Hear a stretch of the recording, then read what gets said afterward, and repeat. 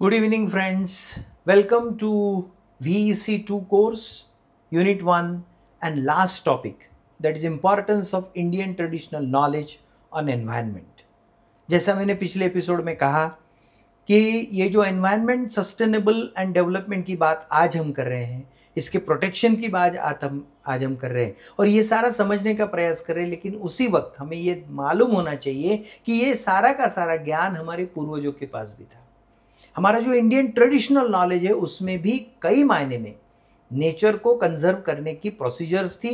सिर्फ वो डायरेक्ट नहीं थी, वो मेथड जो थी वो डायरेक्ट नहीं थी, लेकिन कई जगह इसका उल्लेख आया है। तो ये भी हम देखना बहुत आवश्यक है कि ये जो धरोहर है हमारे देश के पास, जिसके माध्यम से हमने नेचर को कंजर्व किया है, नेचर को प्रोटेक्ट किया है, ये किस तरह से किया जाता था ये भी समझना बहुत जरूरी है। Okay, India has rich tradition of intellectual capacity and textual heritage from ancient times. Ancient times से बहुत इंटेलेक्चुअल कैपेसिटी हमारे देश में थी और हमारा देश दुनिया का एक समृद्ध देश माना गया था। लेकिन कई मायने में हमारे यहाँ आक्रमण हुए, वेगवेगळ्या पद्धतीचे आक्रमण झाले। मग अल्लाउद्दीन खिलजीपासून तर मुघलांपर्यंत वेगवेगळे आक्रमण आपल्याकडे झाले, त्यानंतर ब्रिटिश आले आणि या सगळ्या आक्रमणांमुळे आपल्या देशाचं जे वैभव आहे, जे सांस्कृतिक वैभव आहे, जे बौद्धिक वैभव आहे ते संपलं। ते पुन्हा आपल्याला निर्माण करत असताना आपल्या देशाकडे काय होतंय आपल्याला कळलं पाहिजे। We must know that what we cherished, what was there with our Indian traditional knowledge, आणि हे टेक्स्च्युअल हेरिटेज जुन्या काळापासून आपल्याकडे होतं। Rich tradition of love and reverence for nature. आपले सगळे टेक्स्ट जर जुने पाहिले, इंडियन नॉलेज सिस्टीममध्ये आपण हे पाहिलेलं आहे, IKS मध्ये आपले सगळे जुने टेक्स्ट जर आपण पाहिले, मग त्याच्यात वेद आहेत, पुराण आहेत, हे सगळं जर आपण पाहिलं तर त्याच्यामध्ये नेचर संबंधीचं एक प्रेम आणि आदर, love and reverence about nature is reflected by many ways. Only thing is that it was somewhat symbolic. थोडंसं ते सिम्बॉलिक होतं कारण तो काळ तसा होता। आपल्याला त्याच्यामागचं सायन्स समजून घेता आलं पाहिजे। Indian religions have generally been advocates of environmentalism. आपल्या धर्माच्या ग्रंथांमध्ये, धर्माच्या प्रक्रियेमध्ये, पद्धतीमध्ये देखील असं काही आपल्याला दिसतं की ज्याच्या माध्यमातून अतिशय प्रभावीपणे निसर्गाचं संरक्षण केलेलं सांगितलेलं आहे, करण्याचं सांगितलेलं आहे। So it is advocated in our Indian religions also that environment shall be protected.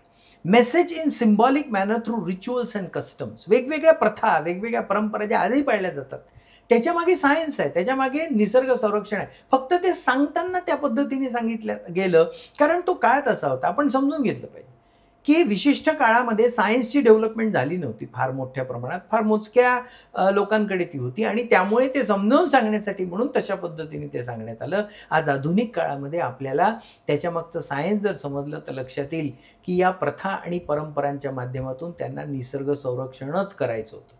Culture of conservation of nature from वैदिक पिरियड, अगदी वैदिक काळ जर पाहिला तेव्हापासून आपल्याकडे निसर्ग संरक्षणाचं कल्चर आहे आणि मोठ्या प्रमाणात ते राबवले गेलेलं आहे। 4 वेद जर आपण पाहिले, ऋग्वेद, यजुर्वेद, अथर्ववेद आणि सामवेद, तर याच्यामध्ये नेचरच्या ज्या एंटिटीज आहेत, निसर्गाचे जे वेगवेगळे, ज्याला पंचमहाभूत म्हणतात, की निसर्गाच्या ज्या वेगवेगळ्या विधा आहेत, जसं पृथ्वी आहे, अग्नी आहे, वारा आहे, जंगल आहे, पाणी आहे, या सगळ्यांबद्दल डेडिकेट केलेल्या प्रार्थना, हिम्स, श्लोक आपल्याला वेदांमध्ये दिसतात। याचा अर्थ निसर्गाचं महात्म्य, supremacy of nature was accepted by Indian people, our ancient Indian people, and they were praying for दिस।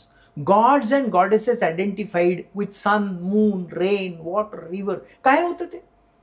देवांचे नावं, सूर्य देवता होती, चंद्र देवता होती, पावसाला पर्जन्य देवता इंद्र, वॉटर पाण्याला देवता मानलं गेलं होतं। महाभारतामध्ये आपल्याला गंगा नदी ही भीष्म पितामहची आई असा रेफरन्स आहे। सिम्बॉलिक असेल कदाचित तो, पण गंगेला माता मानल्या गेलेला आहे। म्हणजे आपण वी वेर रिलेटिंग, आपण नेचरशी रिलेट होत होतो, फक्त ती पद्धत थोडीशी त्या सांस्कृतिक स्ट्रक्चरनुसार होती। It was related to that kind of society where people understood the things in that way. लोक त्या पद्धतीने समजत होते आणि म्हणून मग देवदेवतांची नावं किंवा त्यांना रेफरन्स हा या निसर्गातल्या महत्त्वाच्या, सूर्यदेवता, तर सूर्याला देवताच मानलं पाहिजे। सोलर पॉवर जर समजून घ्यायची असेल तर various hymns for rain god Indra, इंद्राला पर्जन्य देवता मानली जायची। रेफरन्स आहे अनेक ठिकाणी. पर्जन्य देवता म्हणजे काय, की पाऊस जो पडतो आहे या पावसाला देवता मानायचं, त्याची पूजा करायची, त्याचा संदर्भ ठेवायचा, त्याचा रिस्पेक्ट करायचा. हे सगळं आपल्या कल्चरमध्ये डीप रूटेड आहे. It is deep rooted in our culture. Only thing is that in modern time ते सगळं जुनं खराब आहे असं म्हणण्याला काही अर्थ नाही आहे. It's all rubbish we say, but that is absolutely wrong. What is the job of new generation is that to understand the science behind science and the kind of thought. त्याच्या मागचा विचार आपण समजून घेतला पाहिजे आणि तो विचार समजून घेणं फार महत्वाचं आहे, की का म्हणून इंद्राला पर्जन्य देवता म्हणलं, पावसाला देवता का मानलाय, सूर्याला देवता का मानलाय. त्या सूर्याला अर्घ्य देतात, नदीमध्ये उभं राहून किंवा हातामध्ये पाणी घेऊन पाणी देतात सूर्याला. ही पद्धत का निर्माण केली, सूर्याप्रती रेव्हरन्स निर्माण व्हावा, कारण सूर्यामुळे या पृथ्वीवर जीवन आहे. सूर्यप्रकाश हा या पृथ्वीवरच्या जीवित सृष्टीला जिवंत ठेवतो. सूर्यप्रकाश नसेल तर आपण संपून जाऊ. मग ते महत्व जाणून घेण्यासाठी म्हणून त्याला देवतेचं स्वरूप देण्यात आलं, त्याची पूजा करणं सुरू झालं, त्याच्याबद्दल सन्मान करणं सुरू झालं. हा सगळा भाग आहे त्याच्या मागचा. हे सायन्स आधुनिक काळातल्या तुम्ही आम्ही समजून घेतलं पाहिजे आणि मग तो रिस्पेक्टचा भाव आपल्या मनामध्ये ठेवला पाहिजे. Sun worship was the vital importance in Vedic worship, importance of solar energy. आता त्याला सोलर एनर्जी म्हणून आज आपण सोलार एनर्जी केवढ्या मोठ्या प्रमाणात वापरतो. किती मोठे मोठे प्लांट तयार होतात आता सोलर एनर्जीचे. म्हणजे सोलर किंवा सूर्य, sun is a very big source of energy. हा काय विषय आहे, अंडरस्टँड इट लाईक धिस. हे विषय तुमच्यासाठी म्हणून आहेत, मी तुम्हाला शिकवतोय म्हणून आहे. त्याचं कारण हे की याच्या मागचा अर्थ समजला पाहिजे ना, नुसतं अभ्यास करून थोडी जमणार आहे. याच्या मागचा अर्थ समजला पाहिजे. Sun is a source of energy. आपण मंदिरात जातो, आपण देवाची पूजा करतो, कशासाठी, वी गेट पॉझिटिव्ह एनर्जी, दुसरं काय नाही. तर तुम्ही तिथे पूजा 2 तास जाऊन बसून केली की एक मिनिट देवासमोर हात जोडले, याला काही संदर्भ नसतो. हे चांगलं ते वाईट असं काही नसतं. ज्याला जसं वाटतं त्यांनी तसं करावं. पण प्रत्येकाचा एम काय आहे, मंदिरात जाण्याचा असो किंवा कुठल्याही प्रार्थनास्थळी जाऊन प्रार्थना करण्याचा एम काय आहे, to get positive energy and confidence to lead the life and face the challenges of life. There is nothing. देवासमोर हात जोडून, देवा सगळं पाहून घे, VEC 2च्या पेपरमध्ये सगळं बरोबर मला आठवू दे, असं जेव्हा देवाला हात जोडून आपण सांगतो, सोपं होतं ना देवावर. म्हणजे काय आहे, आपण पॉझिटिव्ह एनर्जी घेतो आणि हात जोडल्यानंतर आपल्याला असं वाटतं की yes, I have got the confidence. So this confidence is energy. त्या लोकांना माहिती होतं, our Indian traditional people, our ancient Indians, they knew that solar energy, rather sun is a great source of solar energy and that is why sun worship was practiced. पण लोकांना solar energy समजावून सांगता येत नव्हती ना, काहीच लोकांना ते कळत होतं आणि म्हणून मग त्याच्या मागे ही भूमिका लावलेली आहे. हे आपण समजून घेतलं पाहिजे. आता ती सोलर एनर्जी आपल्या लक्षात आली. जसं गायत्री मंत्र, वाय गायत्री मंत्र वॉज प्रोक्लेम्ड. गायत्री मंत्रात काय आहे, गायत्री ओम भूर्भुवः स्वः तत्सवितुर्वरेण्यम भर्गो देवस्य धीमहि धियो यो न प्रचोदयात. या गायत्री मंत्रात काय आहे, याच्यामध्ये सूर्याची स्तुती केलेली आहे. सूर्य देवतेच्या बद्दलचा हा मंत्र आहे. तो काही अमुक लोकांनी म्हणला पाहिजे, तमुक लोकांनी म्हणलं पाहिजे असं काही नाही आहे. हे सगळ्यांनी म्हणलं पाहिजे. हा सगळे म्हणू शकतात, म्हणायलाच पाहिजे. कारण त्या माध्यमातून आपण सूर्याची स्तुती करतो. म्हणजे काय करतो आपण, म्हणजे आपण सूर्यदेवतेचं महत्त्व समजतो, सूर्यदेवाचं महत्त्व मानतो. म्हणजे काय करतो, म्हणजे सोलर एनर्जीचं महत्त्व समजतो. मग सोलर एनर्जीचं महत्त्व समजतो म्हणजे सोलर एनर्जी कशी चांगली आहे आपण प्रोक्लेम करतो. मग तुम्ही मंत्र म्हणला नाही तरी चालेल ना. जुन्या काळामध्ये ती पद्धत होती आणि आज म्हणलं तरी काही नुकसान नाही. बेसिकली या गोष्टीला ब्रॉडर वेनी पाहिलं पाहिजे. आणि या ब्रॉडर वेनी जेव्हा आपण पाहतो तेव्हा जुन्या काळामध्ये हे सगळे विचार आपल्या मनामध्ये टाकण्यासाठी म्हणून याला या पद्धतीने राबवण्यात आलं. त्याला स्वीकारलंच पाहिजे असा काही आग्रह कोणी धरण्याचं कारण नाही आहे. पण तुम्हाला मला लक्षात आलं पाहिजे की का होतं, because our ancient Indians understood the importance of solar energy. आज सोलर एनर्जी वापरली पाहिजे याच्यासाठी अनेक लोक वेगवेगळ्या पद्धतीने ॲडव्हर्टाइजमेंट करतात, अनेक वेगवेगळ्या पद्धतीने आपल्याला सांगतात. त्या काळामध्ये सोलर एनर्जी कशी महत्त्वाची हे सांगण्याचा एक साधा प्रयत्न किंवा साधी मेथड होती गायत्री मंत्र. So these are the ideologies which were protected in our ancient India and we have to understand the science behind it. फक्त भारतात, महाराष्ट्रात किंवा देशाच्या सगळ्या पार्टमध्ये थिरुवल्लवर नावाचा जो तिथला तत्व येत होता त्याचं कुराल नावाचं साऊथ इंडियामधलं, तामिळमधलं एन्शियंट टेक्स्ट आहे.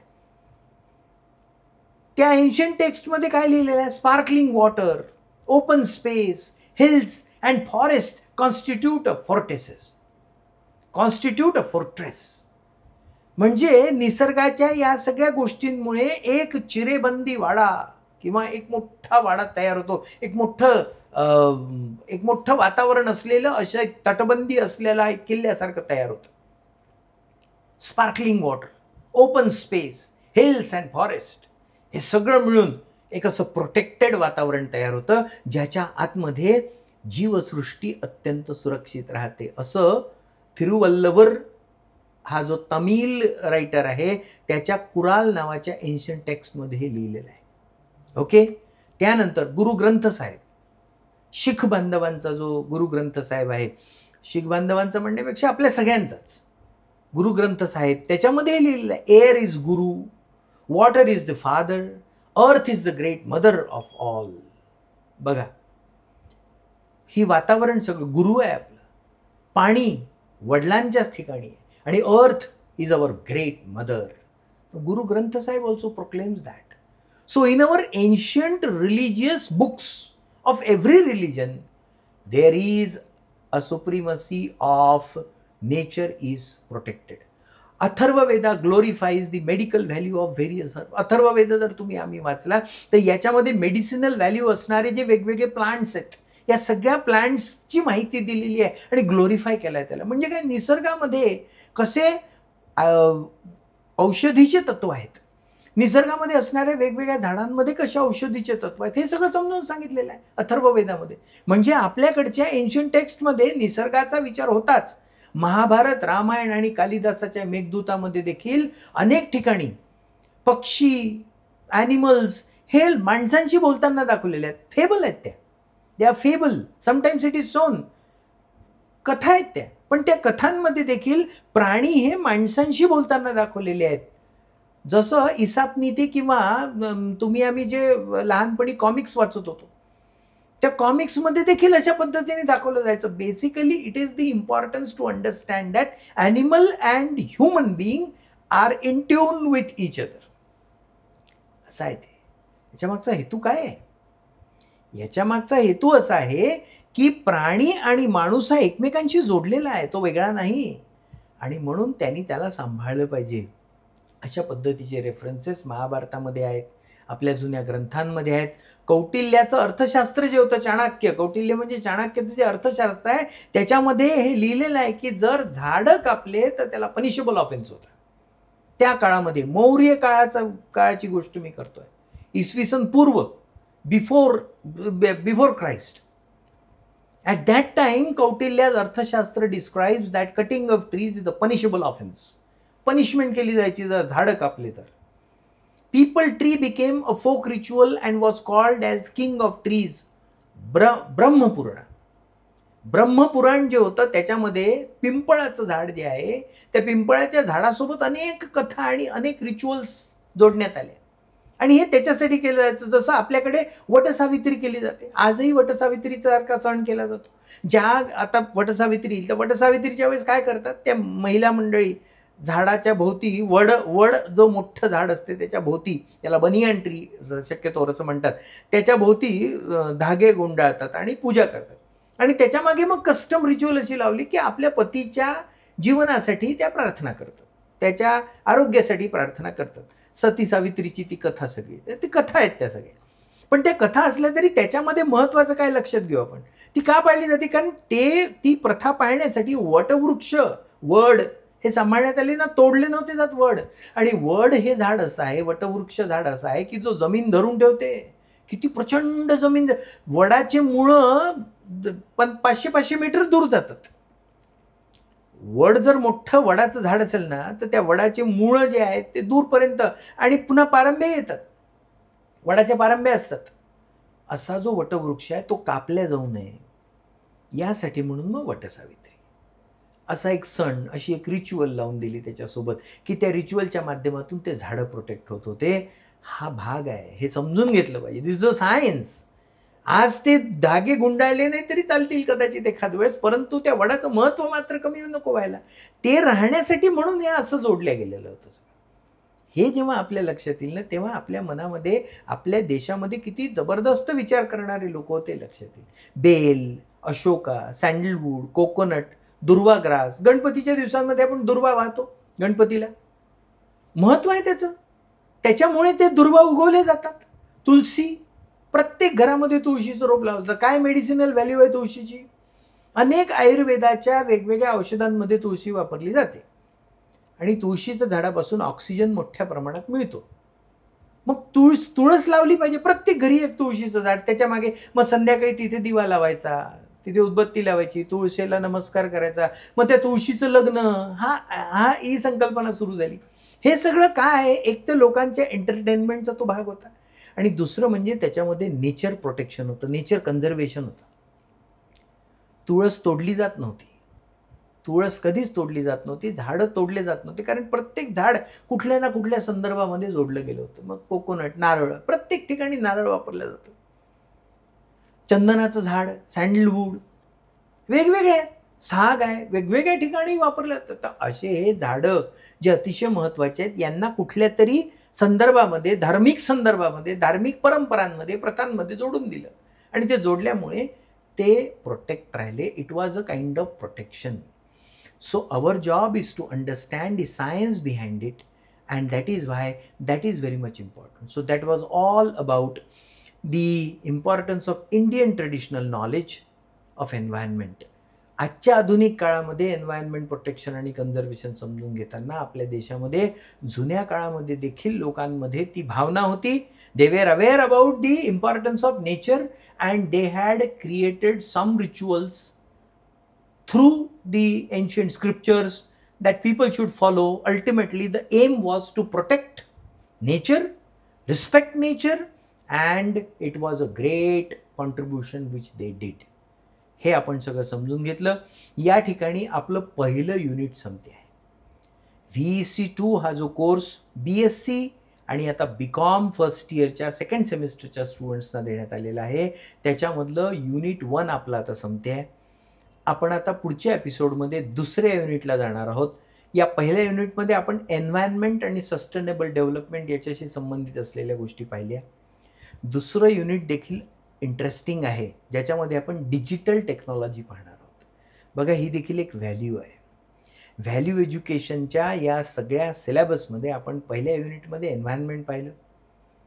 दुसरं आता डिजिटल टेक्नॉलॉजी, जी तुमच्या माझ्या जीवनाला आमूलाग्र बदलते. Our life is getting entirely changed and impacted with the development of digital technology. So we have to understand the significance of digital technology. So right from the next episode, we will start with Unit 2. Okay? Till then, like, share and subscribe my channel, YouTube channel, which is named as Dr. Avinash Mohril. You must have seen that. Subscribe it so that you will get all information about the courses, not only about this course, but there are many courses which we are designing and all of them will be available. तुमची NEPची पहिली batch आहे आणि हे पुढे जशी जाईल तसं तुम्हाला जे नवीन विषय येतात ते सगळेच्या सगळे या चॅनलवर अवेलेबल करून देण्याचा माझा प्रयत्न आहे. So we will try for that. So like it. I am available on social media, all platforms, almost all popular platforms. I am there. Follow me and get the maximum information about your course. So from next episode, we will start with Unit 2. Okay? Till then, think about environment. जे काही राहिलेले episode असतील ते पुन्हा पाहून Unit 1 पूर्ण तयार करून घ्या. आपल्याला येणाऱ्या एका महिन्यामध्ये हा सगळा कोर्स पूर्ण करून याच्या नोट्स वगैरे सगळं तयार करून व्यवस्थित ठेवायचं आहे, जेणेकरून एक्झामच्या वेळी तुम्ही सगळेजण एकदम ॲब्सोल्युटली तयार राहाल. Okay? So all the best for that. See you in the next episode with Unit 2, Topic 1, that is role and significance of digital technology. Thank you so much. Bye-bye.